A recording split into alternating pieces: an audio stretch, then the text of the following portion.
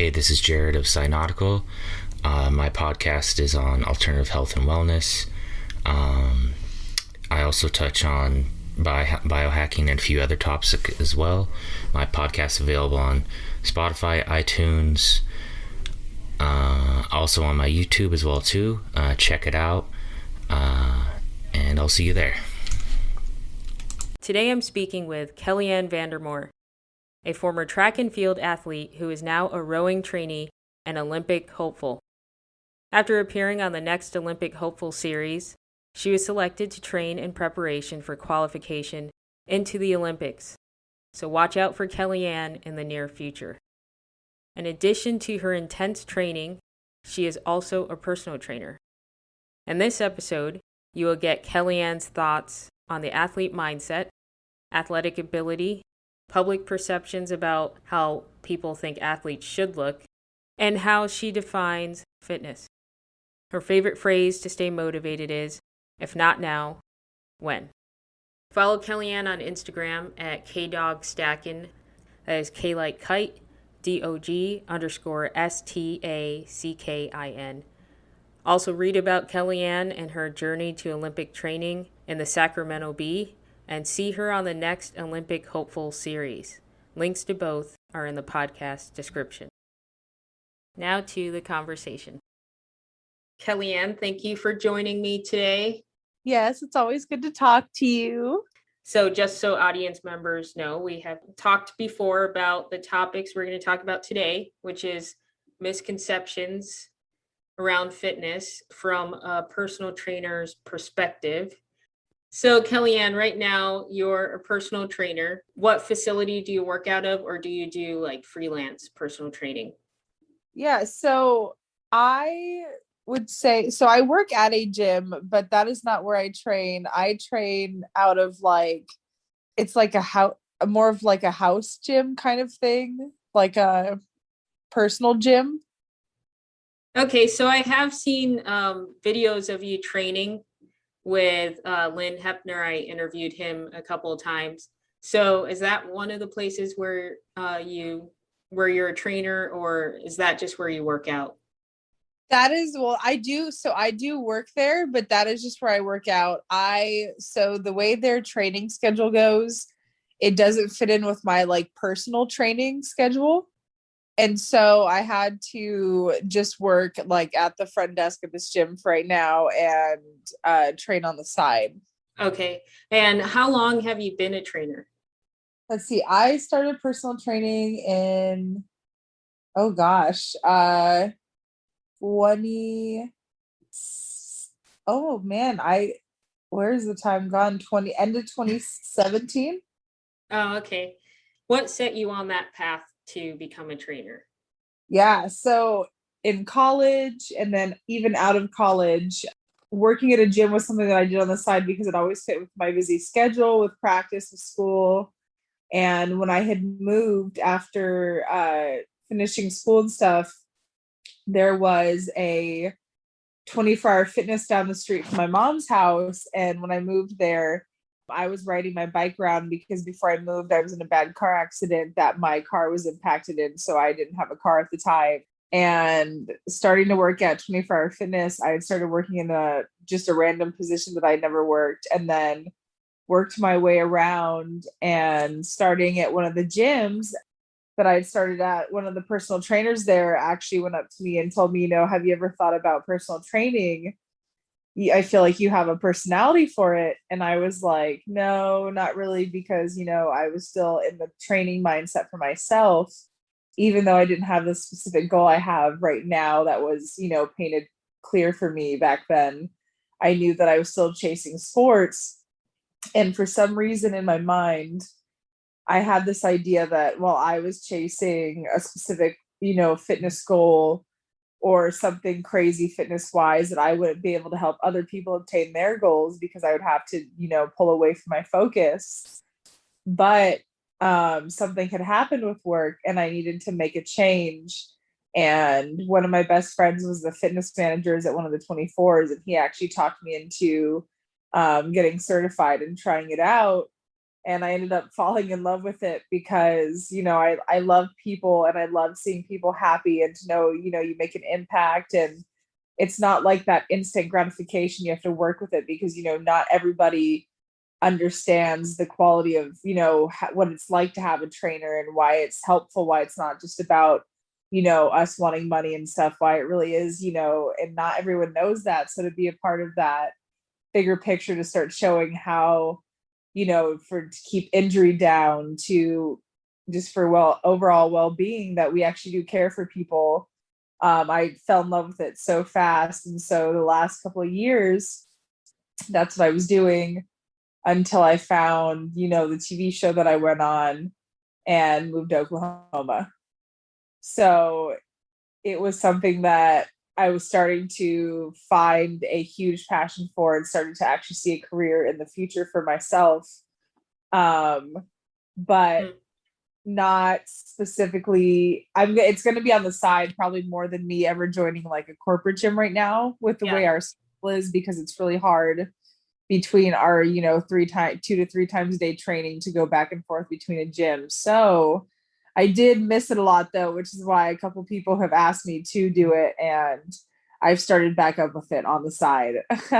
Okay. And you've hinted at your training, and the TV show you were on. So can you tell listeners what that TV show was?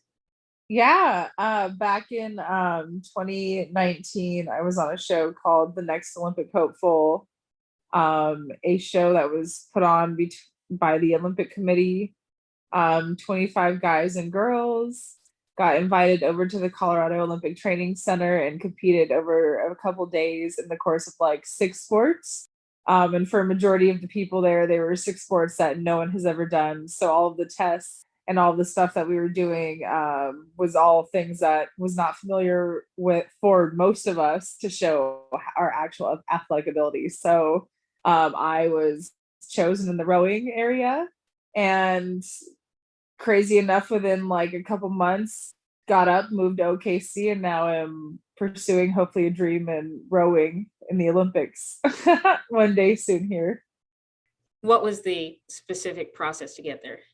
Yeah, so 24-hour fitness is actually where I first heard about it. I had heard about it for the last couple of years, actually being at 24, because it had started. And a lot of people always ask me, like, hey, why don't you go try that thing that they're doing? And I'm like, I don't really know. I was so gung-ho on focusing on trying to pursue track and field further.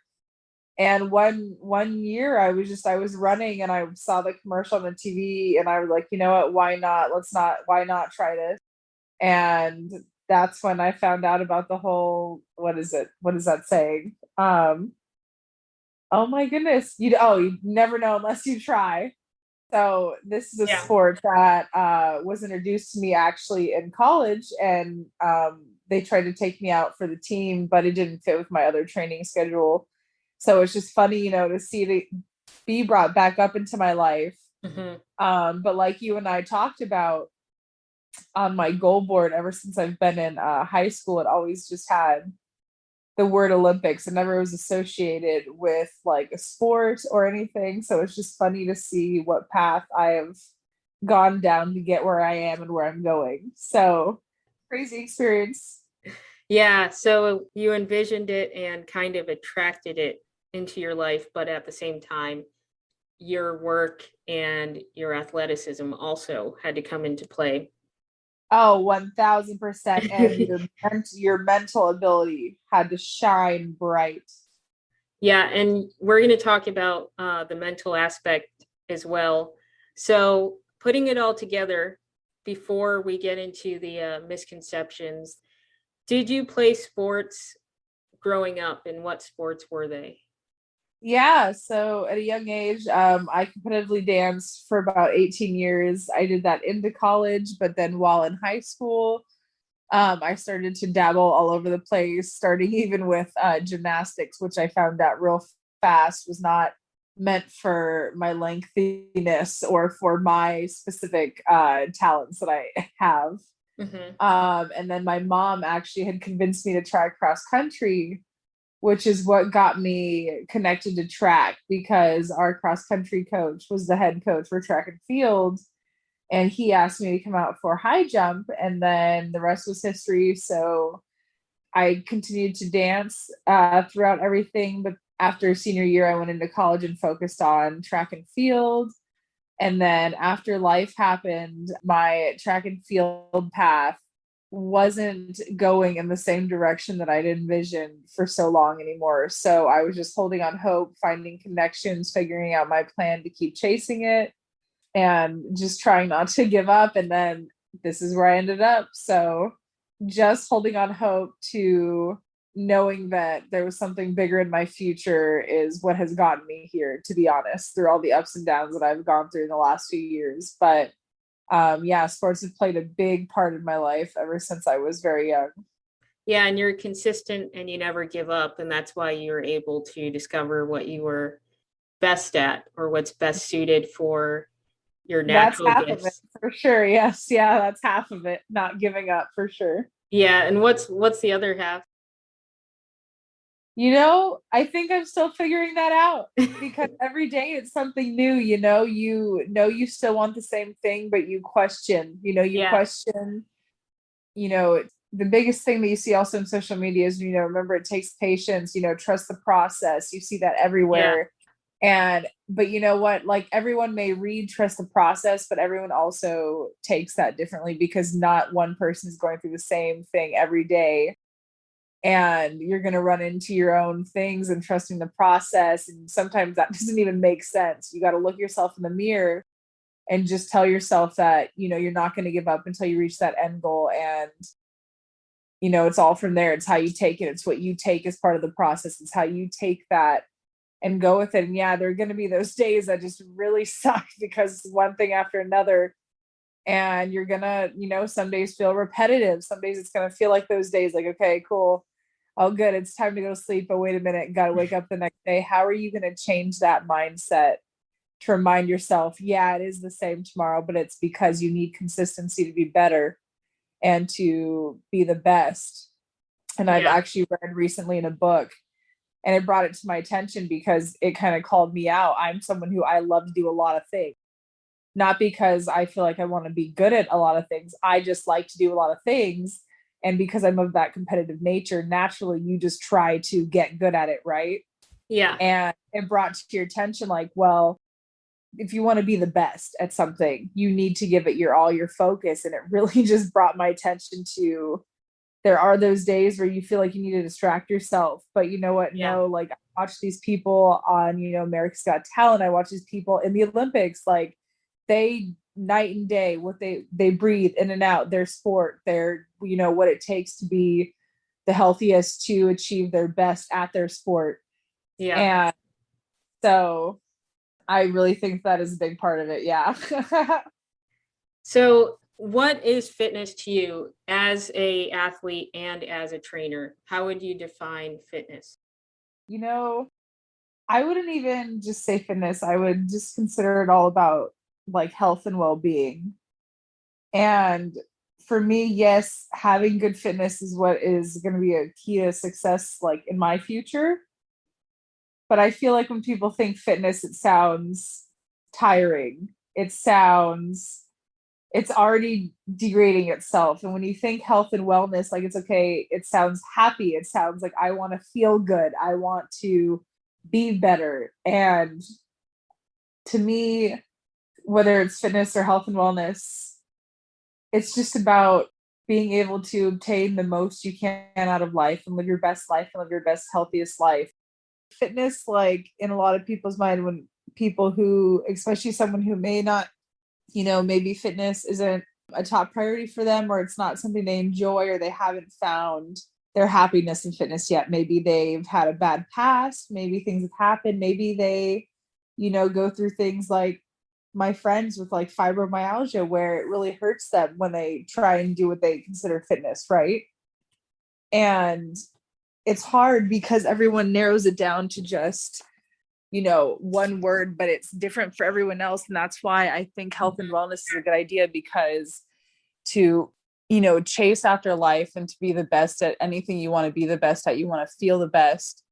And, health and wellness is going to be different for everyone else, when the idea of fitness is just the idea of, being physically fit, or, working out. And that, I think, is just such a strong word, which is what makes people shy off, that aren't very comfortable and are more, self-conscious in the gym.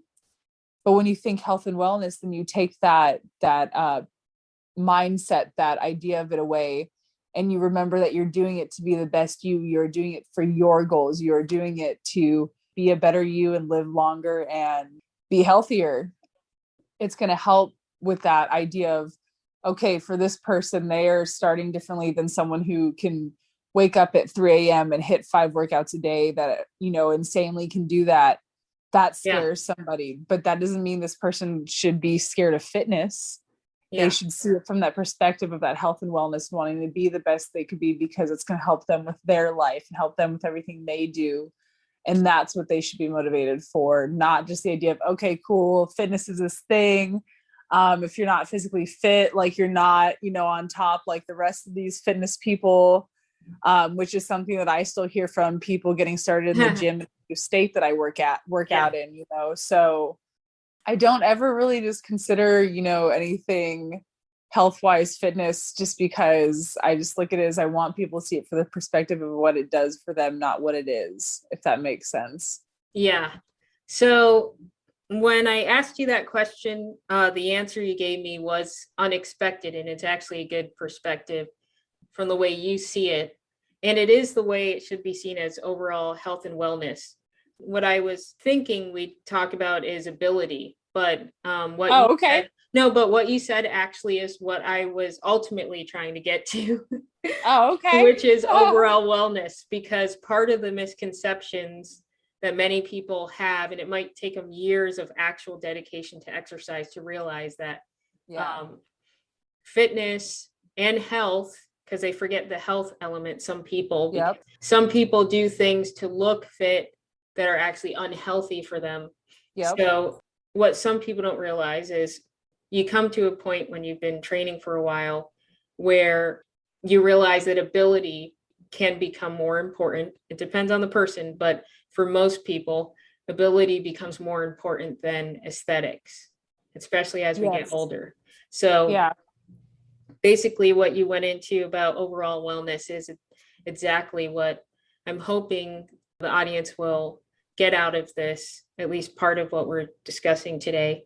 So in talking about ability as a trainer, is there a basic fitness test that you give new trainees to gauge their ability?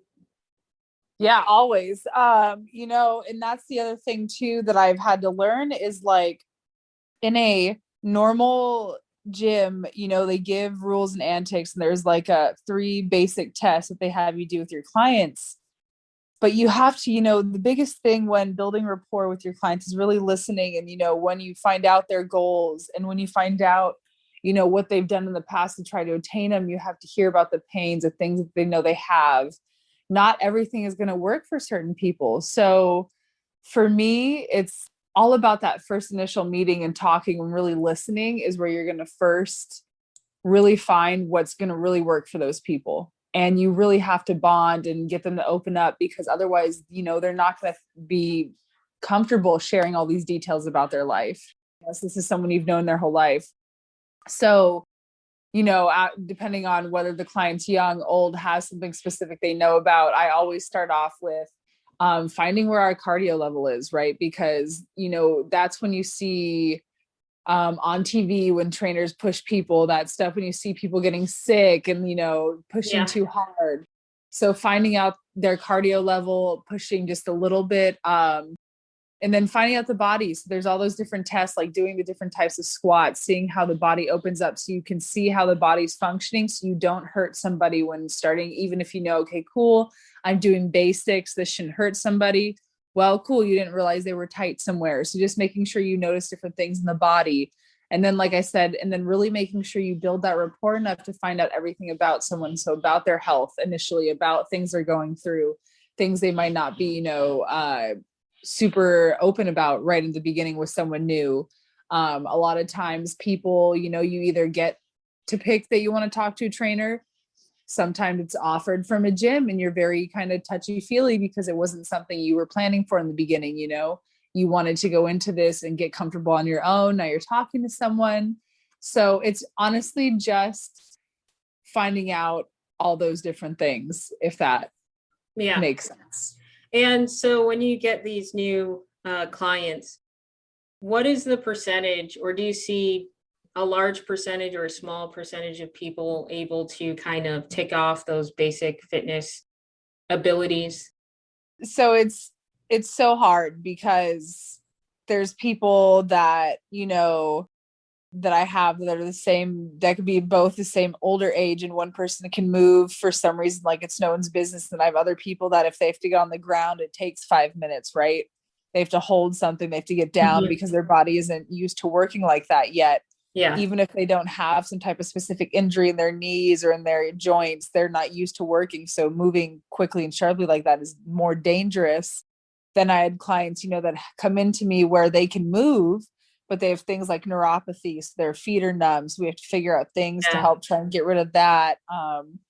So it really, honestly, there isn't a specific answer for that. It could give or take. I've seen so many different type of people in my last couple of years of training that it's just kind of one of those, you deal with it when you get there. Yeah. So it's complex, getting people to learn new skills and getting to strengthen their body and hopefully correct their bodies. It's really hard to also remind them that Rome wasn't built overnight. Yeah. So when you want these, these specific goals, you have to just realize that there's a process, unless, you want to take a chance in hurting yourself. Exactly. So one of the reasons I wanted to interview you was to kind of speak about expectations people have when they start on a fitness journey. And from a trainer's perspective, knowing how complex it is as far as different body types, different starting points. Even say when you were growing up, you sat down for hours on end, and that created certain muscle imbalances. So say when you hit 20, after like 10 years of sitting down playing video games, you can't really expect to have the same level of initial ability as someone who played sports in their childhood due to, muscle imbalances that might have developed in your youth. So it's really complex. In our previous conversation, I told you about an acquaintance of mine who criticized the bodies of professional athletes for not looking as good as people who train for aesthetics. So I wanted to get your input on training for aesthetics versus training for overall health and wellness, and also training for athletics. Right. No. So, and like we talked about too, it's hard because even when you are in a sport, later on in life that maybe it wasn't the same as what you did when you were younger. What we talked about too was like that idea of when you were around, people in the sports area that were focused on the way they looked, or if you were in a sport that, for example, I danced, right? So looks are a big thing in that growing up. You can develop that idea in your subconscious. That's really hard to beat when you're older, even though you really know what your goal takes. I've struggled with this also because, I'm a larger, woman, and for my sport and the amount of cardio I'm not used to doing, as much as I have ever done in my entire life, I should be eating, 3,000, 4,000 calories. And on my own, in general, it's hard for me to even eat 2,000. But then when a lot of people go on the social media and, like you said, people training with aesthetics, these are people who they had to develop that mental strength because they have to eat such, within their macros, but then they have such strict workout schedules to match that, which is what's so maybe not but what's kind of scary is that if people's fitness journey, starts with seeing someone else's journey and they don't have any knowledge and they just start doing something like that, that could really cause health issues for that. or create issues that you didn't have before because the body's imbalance of not having enough nutrition, and you just going into it and going as hard as you can also negatively affect you, opposed to working really hard and thinking that it's doing good for your body. So that difference is it's a big thing, because for example, like sports that I have to do, like I said, it takes a lot of calories. We should be eating a lot of carbs because we do so much cardio. But everybody's body holds things differently. So yes, we are working out 1,000 times, 1,000 times a day, but we're not working out to hold that muscle shape. So we're going to hold, fat different areas. And, for someone like me who's come, from different, so many different sports, I already naturally have a different physique than someone naturally in my sport that I'm doing now, per se, if that makes sense. Yeah, it does. So it's very interesting to see the different bodies in my sport, because there really are. And so since, they look for a lot of taller people in my sport, it's very interesting to see all the different shapes, because there are people, like me, who they just have the strongest legs I've ever seen in my entire life. Yeah. But their upper body strength doesn't necessarily look the same. And you do see that in my sport. And that's crazy, though, is what you have to realize is that's because we cannot focus on, anything outside. Yes, the aesthetics and anything outside of what's going to make our boat move faster, what's going to make us stronger to be able to hold the amount of cardio, the amount of, both anaerobic, going, because we go from different speeds, we go for so long. And it's not just about how strong we can lift, right? Which is what's hard for me changing sports so many times. Is okay, cool. Now I've had instilled in my brain since before high school that lifting, like hitting all the muscles, hitting all these things, when that's not what I need anymore. But I'm so used to it, it's hard for me to let go. Yeah. So you really have to learn, that's why going back to having a trainer, sometimes it feels like trainers are just a big money appeal, but no, I am such a big supporter in, learning. Even I always tell this to people, is I love training with different trainers, because you and I could take the same class, but we could obtain different information, something you picked up that I didn't, or you learned this and I didn't. So I've even had some of my friends, like I have an NFL friend player. I said, that's so funny. I have an NFL player friend who told me he hates gyms, and he's played in the NFL for the last 10 years. He said he hates gyms. He's never been more injured than he has inside of a gym. And so there's also this misconception that people think to be fit, they have to go to the gym, because that's where they see all of these people lifting weights, all this kind of stuff. Mm-hmm. When no, you just have to figure out what your goal is. And the biggest thing to say that is, okay, cool, you see this goal, but I need you to be able to tell me why. Yeah. And I need you to have a big why, because your plan is what's going to substitute for you. So even if two people have the same plan, they also have to realize, okay, cool, different bodies, or this is going to work for me, it's not going to work for you. So even in the idea of using aesthetics, like there's still that side. So yeah, it's just the amount that people have to realize, not everyone's healthy looks the same. You and I have different goals. You and I are doing different things. You and I have different mental, abilities. And so you cannot base it off of looks, because that doesn't mean you're unhealthy or healthy based off of, oh, I can see your muscles. Oh, I can't. Because think of things like weightlifting. When you get stronger, just because you have a layer of fat, which isn't necessarily unhealthy for everyone, it's healthy to have fat on the body, especially in women.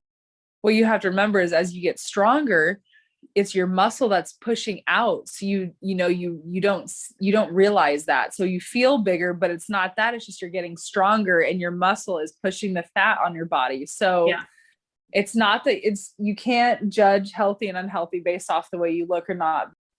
Yeah, unfortunately, that happens a lot. So I've been in the fitness world for 20 years now, and I had a woman come up to me. She was watching me work out, and she's like, "Oh yeah, you're really strong, but I know this other lady who's here every week, and she's really muscular."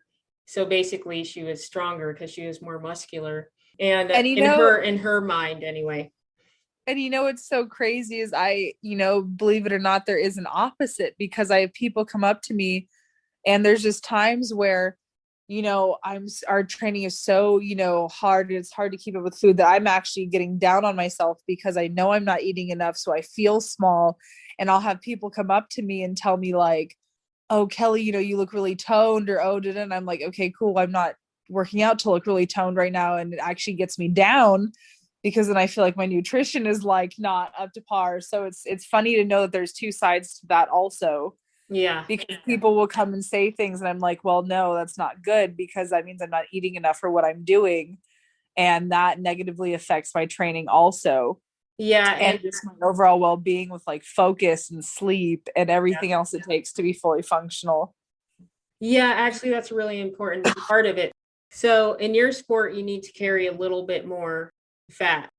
Yeah, and they say between and for trade or for competing, unless you are going by weight class, because we have lightweight and heavyweight. For competing season, they say between 16 to 18% for us. But because the amount of hours and hours of cardio, and the amount of energy we use from our whole body, it's not, you are going to run yourself into the ground. Your motor will run out if you do not get enough healthy fats, Yeah. and carbs for energy. Yeah, you So need most those definitely. you need those reserves, which is what people don't understand. You store Yes. carbs and you also need a bit of fat Yes. to carry you over when you're training Yep. for long periods. And so to be picked on for that, or criticized for making sure that you can perform your sport just because you don't look like someone who does aesthetics, I think that's one misconception a lot of people who are non-athletes have. Oh, most definitely. Oh, it's most definitely yes. Yeah, and the thing is, if you're going in and out of these aesthetics driven goals, and you haven't had a long period of dedication to exercise, it may never click in your mind that there's more to exercise than reaching a visual goal. Exactly. Have you seen that article recently about the USA paintballer that made that TikTok video on the football player who was in high school? No, I don't think so. No. Okay, I just read this article about someone who's on like Team USA for paintballing, and there was a kid who was admitted to a hospital who plays football at his high school and was dealing with like coronavirus stuff. And the point of the article was talking about, trying to get vaccines. And this lady makes a TikTok, and she legitimately makes a TikTok and says, lady, your son doesn't need the vaccine. He needs a treadmill. And goes off based Wow. off of this kid's appearance as he's in the hospital sick. So instead of sending like, hey, I hope he heals well. And like I said, this is someone who is young, is still in high school, and is playing a sport. So maybe this is the start of his, athletic career. This is Yeah. his start. He is, he's trying to do something. And that was the remark. And I just thought that was so unbelievable. I could not believe that that was acceptable to that person to put out like that. Yeah, I mean, I think a comment like that is just so it takes a certain kind of person to make that kind of comment. I don't think there's Yes. much educating that can be done there, especially if it's toward a child. But Poor guy was 17. yeah, but I think with some people, hopefully, who don't have that kind of mindset, we can kind of educate them on, athletic training versus training to fit in an outfit or something Yes, like to that. look good in what you're wearing. Yeah, Yes. it's two different things. And then it's actually more complex than that, because if your goal is to look like someone else, essentially, you might not have the body type to look like that person, depending on the way your body stores fat, depending on Exactly. even the insertion and origin of muscles. Like, I've seen people when I used to do bodybuilding where their abs like are misaligned, so Yes. no matter Yes. how much they want to look like someone else and have someone else's abs, their abs are actually just stacked differently. And So, I mean, and it's really hard to explain that to people who don't have experience in athletics or anyone who actually reads about that stuff, at least a little bit, to have some knowledge. So, what kind of ties into the topic that we were talking about, it, aesthetics versus athletic training, is the athlete mindset and the pressures that athletes face to meet certain stereotypes, or when they're stereotyped by the outside world about, athletes should be able to do any sport, like something like that. I've had that happen before. Have you ever faced any of those types of stereotypes, or can you think of any stereotypes that you faced over the years? Wait, so you said someone said that if you're an athlete, you should be able to do any sport? Yeah, I've had that happen before. Definitely. Wow, that's aggressive. Yeah, so I've never played basketball before, right? I've never been interested in it. And so there's a person I was hanging out with, and basically he said, You're an athlete, you should be able to do this, you should be good at this. And then the same thing happened to me with boxing. And it's like, well, I don't practice boxing. If I practiced it, yeah, my body could develop in ways to be good at boxing, and mentally my mind can develop in ways to be good at boxing, because it's not just physical, it's also mental. Yes. But I think, like, if someone's really not experienced with being dedicated to a sport, yeah, they do have those kinds of misconceptions. That's happened to me personally. Okay, so I guess the biggest ones I have are back to being tall. Yeah. So it's funny because, people just say, oh, I'm tall, and based off of the way I look, okay, I have two of them. So there's my tall aspect, which we'll dive into. And then there's the way I look, which is obviously a result of how much blood, sweat, and tears I give a day. Mm-hmm. But then I have people, when it comes to me offering a part of my meal or sharing something, that they'll say, oh, I wish I looked like you or had your body. And I'm like, well, you don't know what it takes to obtain this said figure that I worked so hard for. That is, compressed of hours and hours and hours and hours on end of cardio and weightlifting. So if you would like to join in on my workout plan, but for people to think that I am the way I am because that's my shape is so upsetting to me sometimes, because it's not that at all. And so that is one thing that does get to me, is when people take away and talk about my hard work as a privilege. Yeah, they reduce it to genetics or luck, right? Exactly. And it's funny because, like, that it's not that at all. Like, to get where I've been, I've had to work so hard, and like do things on my own. And then the other one is just being tall, because everyone always says, oh, basketball or volleyball. And I mean, I'm standing in a Walmart, like standing literally in Walmart, and someone is like, oh, you play volleyball? And I'm like, no. And they're like, oh, well, you should. And I'm like, well, you should is the definition that I have struggled with a long time, because I've been told that I should do a lot of things. Yeah.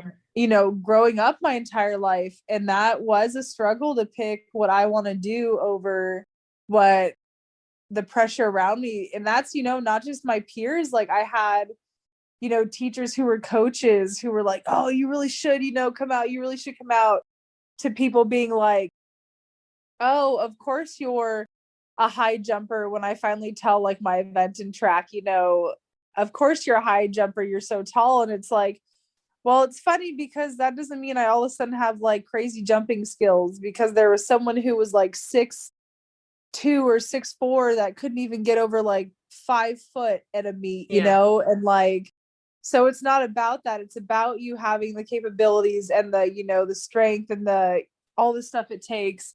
And not every single person is born with it. Like, it's, and so it's hard on those people, because they want to keep trying, but they want their hard work to be seen. And, it's crazy to believe that not one person wants their hard work to not go noticed, because and so I would say most definitely, those are the two stereotypes. Is A, that because I'm tall, there's so many things I should do. Mhm. And the other one of I'm just lucky, I'm privileged. Yeah. I'm not giving my blood, sweat, and tears for like 8 hours a day. I'm not giving in all that time because that's not what I show, or that's not what it seems like, because no one's with me during those times.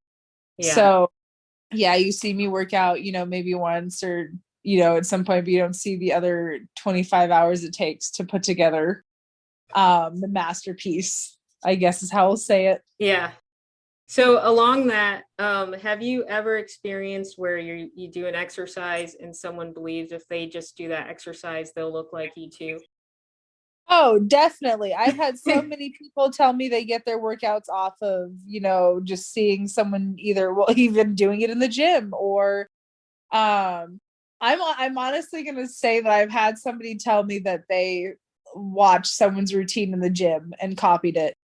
But then, they tell me that they go online and they watch a specific, even if someone does put together like a quote unquote full body routine, right? Yeah. That doesn't mean that the exercises itself, like, you don't know the program that's going to work for you for your goals. If your goals is just to feel a burn and know that you're working out, then cool, half of those will work out for you, because that's why they're put together, is to feel that burn, so you're getting that workout. But if it's going to come to your specific goals, that Yeah. doesn't necessarily mean that even those exercises are going to help get you there. But then when it comes to exercise altogether, like I said, I support anything. So whatever gets you moving and Yeah. helps you feel good and makes you healthy, like, go ahead, get down with your bad self, right? But when it does come to, like, goals and people getting down on themselves because they feel like, okay, cool, like, why is this not working? Or just that idea of being careful so you don't hurt yourself, because you don't know, okay, you did all these workouts or exercises yesterday and you saw this one you want to try today. Well, maybe you overdo a muscle and that's how you get a strain, you get a tear, small things like that. You know what I mean? So that's Yeah. why I get a little nervous when people tell me they get their workouts and they, don't have a specific program necessarily put together, or have never told how to do something. But go ahead, what were you going to say? Yeah, because it's missing the volume, one. It's also missing like what stage in training someone might Exactly. be in. So like Exactly.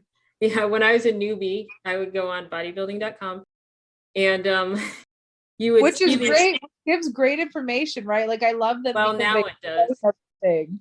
Okay, now it does. Yeah. Yeah, it used to not be as science-based, and they didn't have functional training. They didn't do Yeah. body weight or any of that stuff. It was literally just aesthetics, muscle imbalances, supplements, that was their Yep.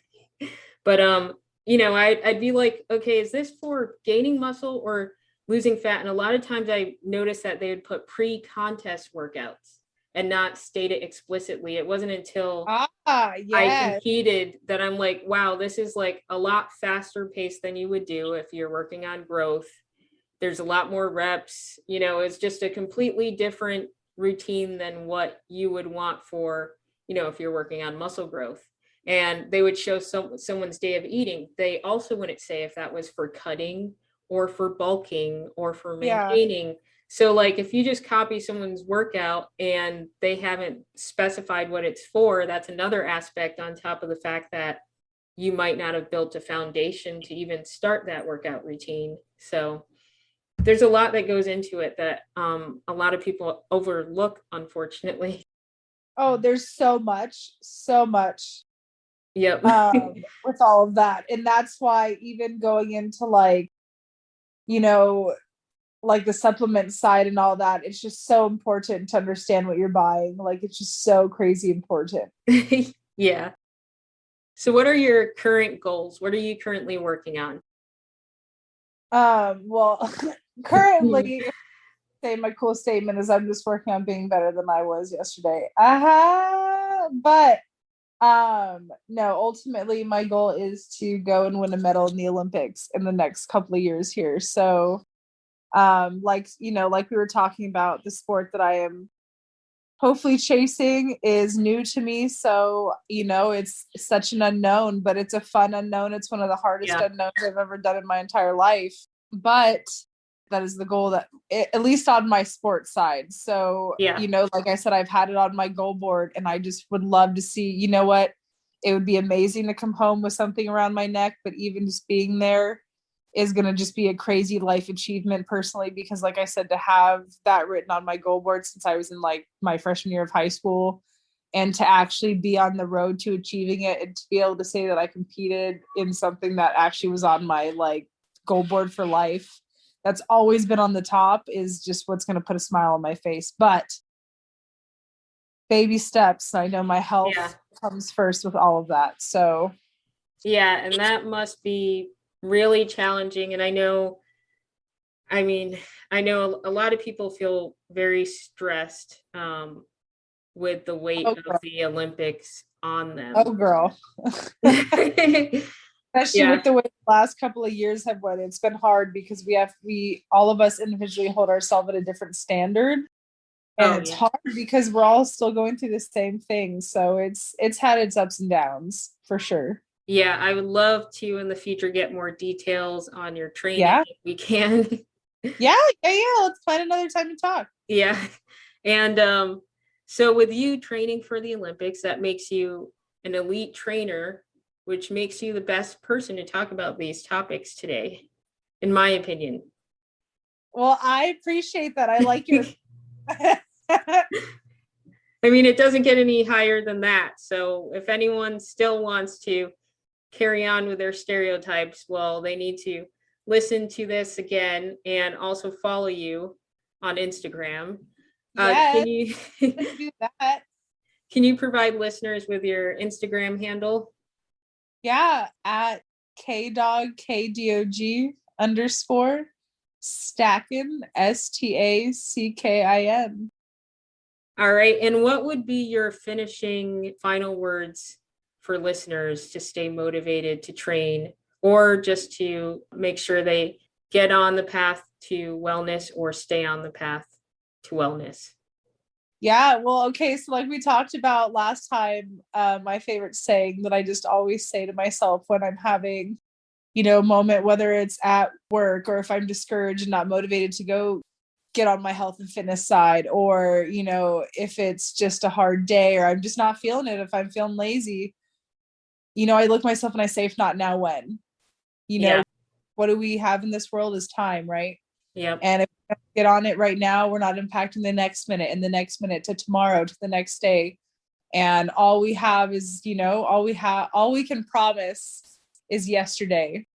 So how are we going to make impact for what we can have tomorrow and what it can bring us to the future? So just remember that, if not now, when? And just don't give up, because like I said, you never know what opportunity is out there. It's not going to necessarily come to you. You need to go look for it. But I'm now, training for something that I've never done in my entire life and moved in a matter of a few months. You just have to believe in yourself. And if you believe in yourself, anything's possible. Yeah. Also, you never know what you'll get out of it once you actually start something. If you keep going, what will come out of it, just like with you with the Olympics opportunity. Exactly.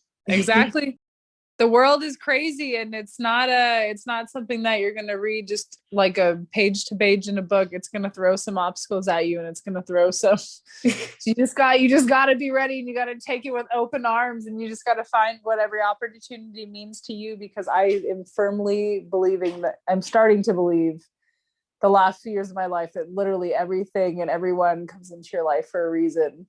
Yeah. And you're going to figure out what that reason is eventually. So just keep your head up and keep going.